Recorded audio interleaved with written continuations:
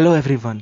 आज हम जिस टॉपिक को एक्सप्लोर करेंगे उसका नाम है velocity of electron in presence of electric field या ड्रिफ्ट वेलोसिटी।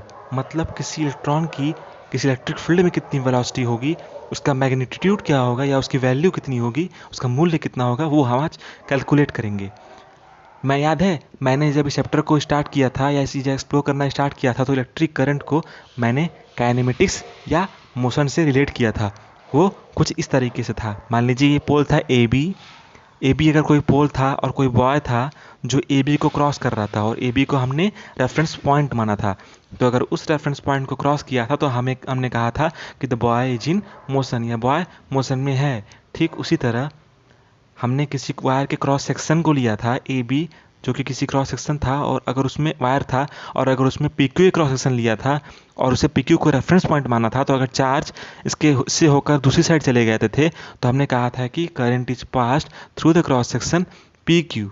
अब आता है केस, अब हम डिस्कस करते हैं ड्रिफ्ट वेलोसिटी के बारे में। तो ड्रिफ्ट वेलोसिटी क्या कि जो चार्ज क्रॉस सेक्शन से होकर दूसरे साइड चले गए तो उनकी वैल्यू कितनी है या उनकी वेलोसिटी की वैल्यू कितनी है, वो हम आज कैलकुलेट करेंगे कि एक्चुअल में वो वैल्यू होती कितनी है। तो हमें ड्रिफ्ट वेलोसिटी पता करना है। ड्रिफ्ट वेलोसिटी या वेलोसिटी जो इलेक्ट्रिक फील्ड जो है वो जिस फोर्स लगा रहा है जिसके कारण वो ड्रिफ्ट कर रही है, वो वेलोसिटी है कितनी। तो कोई भी चीज़ की वेलोसिटी या स्पीड पता करने के लिए हमारे पास सिर्फ एक ही फार्मूला है, speed is equal to distance upon time. ये हमारा बेसिक फार्मूला है। तो अगर हमें डिस्टेंस पता चल जाए, इलेक्ट्रॉन कितना डिस्टेंस ट्रेवल किया in the presence of electric field, और उसका टाइम पता चल जाए, तो हम एक्चुअली कैलकुलेट कर पाएंगे कि उसकी ड्रिफ्ट वेलोसिटी है कितनी। तो मान लीजिए अगर कोई इलेक्ट्रॉन ऐसे करके मूव किया, यहाँ से लेकर यहाँ गया, यहाँ से लेकर यहाँ गया, ये करके ऐसे आया और ये डिस्टेंस ट्रेवल किया, मान लीजिए वो इक्वल है एल के इक्वल है। तो टाइम कितना लगा यहाँ से लेकर यहाँ जाने में, वो अपॉन टी हो जाएगा। तो वो बेसिक फार्मूला में एल अपॉन टी हमारी ड्रिफ्ट स्पीड की मैग्नीट्यूड को बताएगा कि ड्रिफ्ट स्पीड की मैग्नीट्यूड कितनी है। और हाँ, जब मैंने उसमें काइनेमेटिक्स से जोड़ा था तो आज फिर मैं ड्रिफ्ट वेलोसिटी को काइनेमेटिक्स से जोड़ूंगा। ड्रिफ्ट वेलोसिटी कैलकुलेट करते समय मैं काइनेमेटिक्स का यूज़ करूंगा और वो है न्यूटन के सेकेंड लॉ का। हमें लेंथ पता करनी है कि ड्रिफ्ट वेलोसिटी में कि इलेक्ट्रॉन जब मूव कर रहा है तो कितना लेंथ ट्रेवल किया और उस लेंथ ट्रेवल करने में उसको कितना टाइम लगा, how much time the electron to cover the distance L. तो एल डिस्टेंस ट्रेवल करने में उसका कितना टाइम लगा, उसको दोनों को डिवाइड करने के बाद जो वैल्यू आएगी वो हमें देगा drift speed of the electron या drift velocity of the electron. तो हम न्यूटन का सेकेंड लॉ ऐसे करेंगे, इक्वेशन मोशन ऑफ इक्वेशन ऐसे करेंगे, एल बराबर you t plus half a t square होता है। तो एल हमें लेंथ वो देगी कि इलेक्ट्रॉन कितनी दूरी तय किया in a given interval of time. तो इलेक्ट्रॉन जो है किसी क्रॉस सेक्शन में है, तो अगर वायर के किसी क्रॉस ए बी वायर है, तो अगर कोई क्रॉस सेक्शन है पी क्यू, तो इलेक्ट्रॉन अगर उससे ट्रेवल किया तो कितना लेंथ ट्रेवल किया, इलेक्ट्रॉन कितना लेंथ ट्रेवल किया, वो हमें कैलकुलेट करना हमारा मेन पर्पज है। तो जो इनिशियल वेलोसिटी इलेक्ट्रॉन की वो क्या है, जीरो। जब इलेक्ट्रॉन थर्मल मोशन से स्टार्ट करते हैं अपनी वेलोसिटी, तो एट पार्टिकुलर टाइम उनकी वेलोसिटी जब वो कोलाइड करते हैं तो मोमेंटरली, तो उनकी वेलोसिटी होती है जीरो। तो इनिशियल वेलोसिटी इलेक्ट्रॉन जीरो, और अब इनिशियल जीरो हो गया तो टाइम कितना भी ले हमको उससे कोई मतलब नहीं है, क्योंकि जीरो इंटू टी जीरो ही देगा। अब बचा क्या, बचा सिर्फ इतना, बचा एल बराबर हाफ ए टी स्क्वायर और बचा हाफ ए टी स्क्वायर। तो इलेक्ट्रॉन्स का एक्सेलरेशन कितना है, अभी हम इलेक्ट्रॉन की वेलोसिटी निकाल रहे थे जिसको हम ड्रिफ्ट वेलोसिटी कर रहे थे इलेक्ट्रॉन की, अगर वो निकाले ही नहीं तभी हमें एक्सेलरेशन कितना है वो वैल्यू निकालनी पड़ेगी।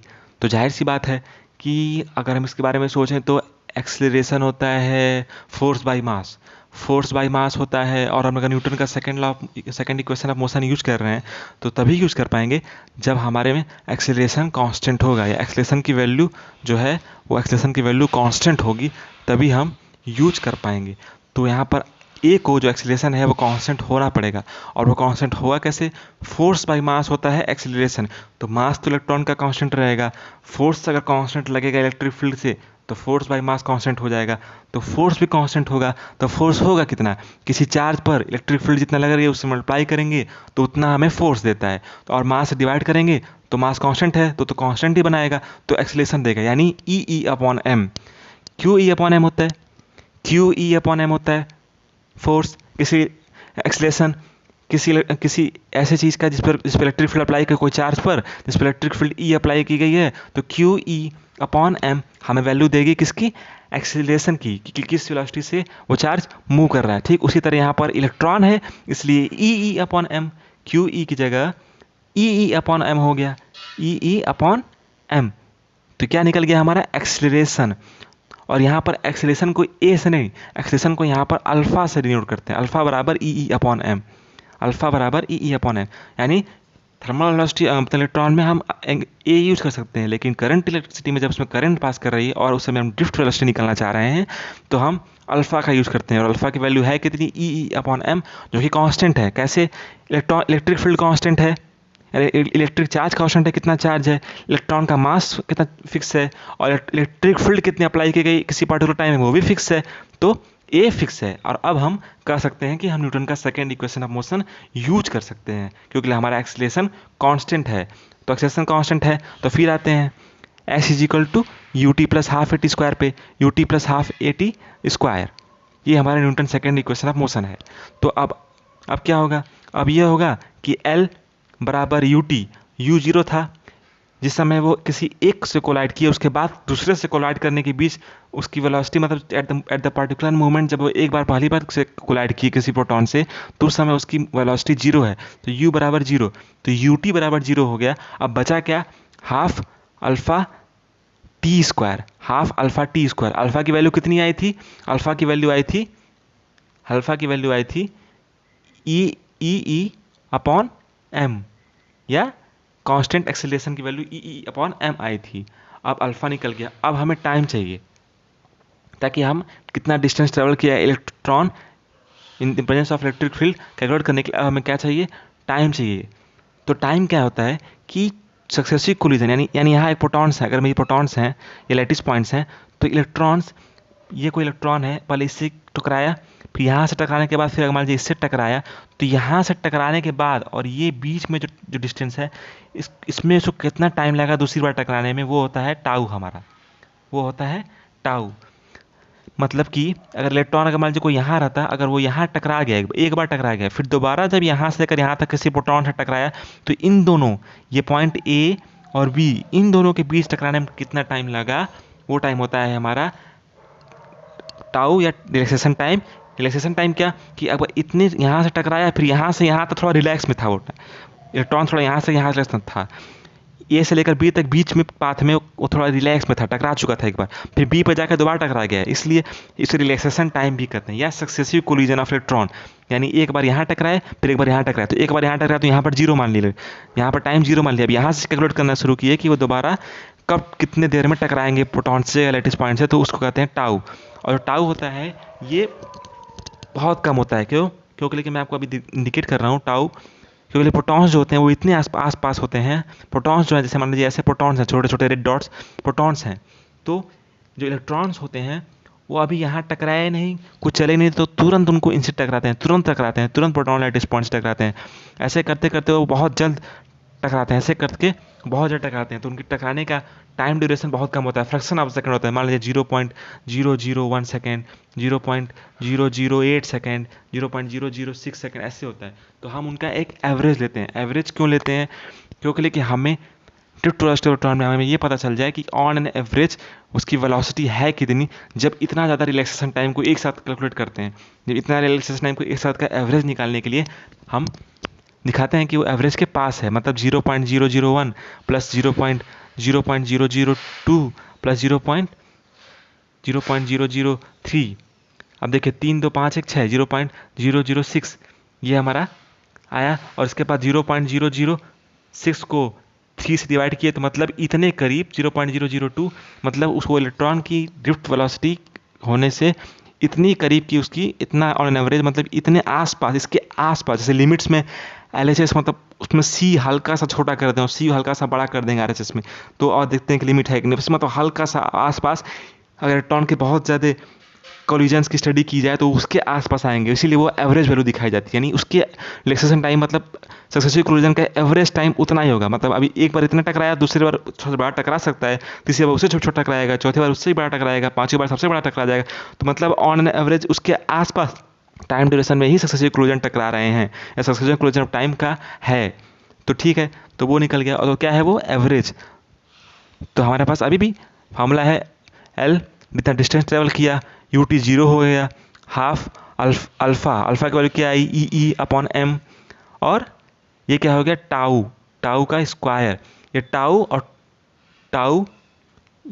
टाउ और टॉर्क को बीच में मिसकन्फ्यूजन नहीं होना चाहिए। टॉर्क को हम ऐसे डिनोट करते हैं और टाउ को ऐसे। तो ये हुआ half E upon M tau square. अब टाउ स्क्वायर हो गया, तो टाउ स्क्वायर हो गया तो टाइम का भी स्क्वायर पता चल गया, हाफ ई अपॉन एम हो गया। तो अब क्या करें, टाइम से डिवाइड कर दें, तो जितना रिलैक्सेशन टाइम लगा है उतना टोटल टाइम भी होगा। तो जितना रिलैक्सेशन टाइम है वही ना टोटल टाइम है, उसी को ना वैल्यू पुट किए हम। उस Newton second equation of motion में जो टाउ की वैल्यू है वो रिलैक्सेशन टाइम मतलब उतना एवरेज टाइम लगा, तो उसी को ना पुट किए हैं। तो टाइम जो एक्चुअल टाइम है सक्सेसिव कोलिजन का ऑन एवरेज, वो भी ऑन एवरेज लिखा जाए तो वो भी टाउ के ही होगा। तो एल अपॉन टी होगा।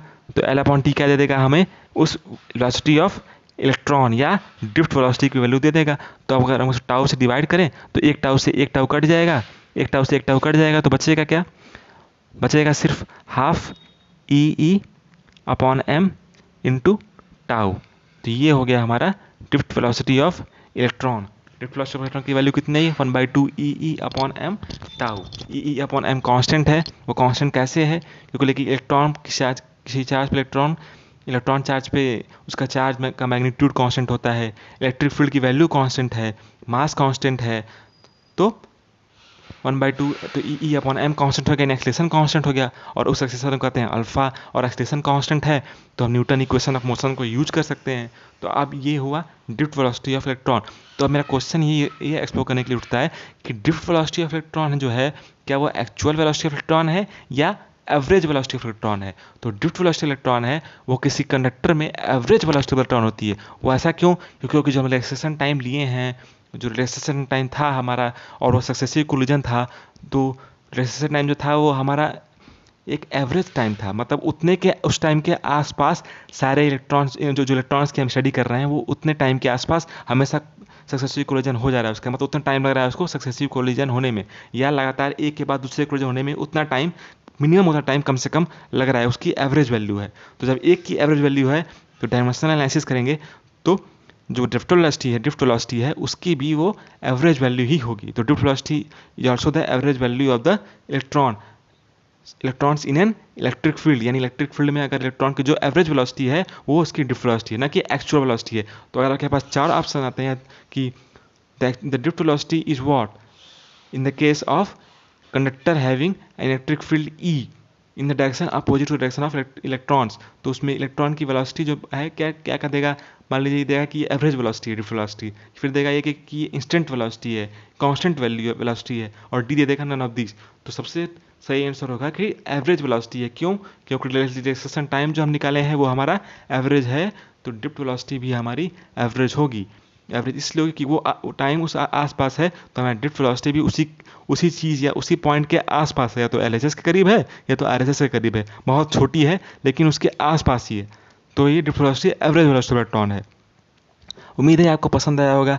आगे की वीडियो के लिए बने रहिए हमारे साथ और यूं ही एक्सप्लोर करते रहिए।